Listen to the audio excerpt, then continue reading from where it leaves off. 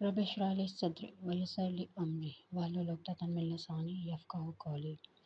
Assalamu alaikum, dear students. Hope you are fine and you have completed your exercise 5.1, which is regarding the solution of equations, linear equations in one variable. ठीक है, सो I hope आपको बहुत अच्छे से clear हो चुकी होगी. So now we are moving towards the second exercise that is regarding the radical equations. लेकिन सबसे पहले आपको ये पता होना चाहिए कि रेडिकल इक्वेशंस होती क्या हैं. तो रेडिकल इक्वेशंस होती हैं, radical equations are in which we have the radical sign.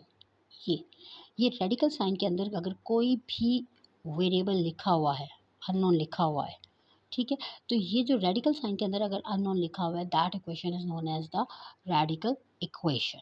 Right. अब रेडिकल इक्वेशंस को सॉल्व कैसे करना है और उसके जो आंसर्स आएंगे उन्हें फिर हमने चेक कैसे करना है. बिकॉज रेडिकल साइन को जब भी सॉल्व किया जाता है तो इसमें हमेशा दो आंसर्स आते हैं, एक पॉजिटिव और एक नेगेटिव. ठीक है, तो इसलिए रेडिकल इक्वेशंस के जब भी आपने सोल्यूशन फाइंड आउट करने हैं, आपने उन्हें लाजमी चेक करना है कि whether your answer is right और रॉन्ग. क्या ये आंसर इस इक्वेशन को सेटिस्फाई करता है या नहीं करता. अगर इस इक्वेशन को सेटिस्फाई करेगा तो वो उसका सोल्यूशन कहलाएगा, और अगर उसको सेटिस्फाई नहीं करेगा तो वो उसका एक्सट्रेनियस रूट कहलाएगा. ठीक है, सो लेट्स स्टार्ट और क्वेश्चन. हम क्वेश्चन स्टार्ट करते हैं, वहीं से हमें पता चलेगा कि हमने इसको कैसे करना है. So again question number 1 is your homework and I am going to start from question number 2. Question number 2 आपको एक सिंपल सी रेडिकल इक्वेशन दी हुई x-3 is equals to 2. Right. अब आपने क्या करना है, अगर इसको सोल्यूशन सॉल्व करना है, रेडिकल साइन है, रेडिकल साइन को सॉल्व करने का क्या तरीका है कि आप स्क्वेयरिंग ऑन बोथ साइड्स कर लें. यहाँ पे सिंपल सा है, आप इजीली कर सकते हैं क्योंकि एक साइड पे ही हमें रेडिकल साइन इजीली दिया हुआ है, सेपरेटली ही दिया हुआ है. अदरवाइज हमें अगर ज़्यादा रेडिकल साइंस होंगे तो उन्हें सेपरेट करना होगा. ये रेडिकल साइन इससे कैंसिल हो जाएगा. x-3 is equal to square is 4, so x is equal to 4 + 3, so x is equal to 7. It's mean हमारा x की वैल्यू जो है वो ये आ चुकी है, दैट इज इक्वल्स टू 7. लेकिन अब हमने ये चेक करना है कि क्या ये इसका सोल्यूशन सेट है भी या नहीं. उसके लिए हम क्या करेंगे, we are going to check our answer. Checking का तरीका क्या है कि अगेन आप क्वेश्चन ही लिखेंगे, x-3 is equals to 2. x की जगह ये वैल्यू डाल दी जाएगी, that is 7. 7 - 3 is equals to 2. 7 - 3 is 4 and √4 is 2.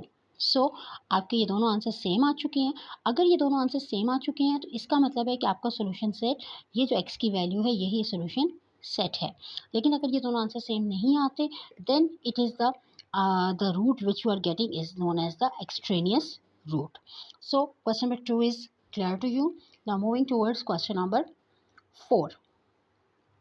Again question number 1 and question number 3 is your homework, right? मैं question number 4 आपको करवा रही हूँ. That is again on the same pattern. In fact 4, 5, 6 all the questions are on the same pattern. Let's start question number 4, that is 2x + 1 is equals to 9. So solution वही तरीका होगा, squaring on both sides. आप दोनों sides का square लेंगे. जब squaring दोनों sides पे ली जाएगी तो ऑब्वियसली यू विल सी कि ये स्क्वेयर और square root cancel. You got 2x + 1 is equals to 9 square is 81. So 2x is equals to 81 - 1. 2x is equals to 80 and x is equals to 80 divide by 2 and x is equals to 40. So x की value आपके पास आ चुकी है 40. Now you need to check your answer, that whether your answer is right or wrong, and then you are supposed to write on the solution set. So checking के लिए आप again लेके जाओगे 2x + 1 is equals to 9. x की जगह उसकी value लिखी जाएगी 40 + 1 is equals to 9. So you have 80 + 1 is equals to 9. So you have √81 is equals to 9 and 9 is equals to 9. Both are equal, hence your solution set is equals to the value of x. So I hope the two questions are easily and very easy and they are clarified to you. So on the same pattern you are able to solve question number 1, 3, 5 and 6. ठीक है.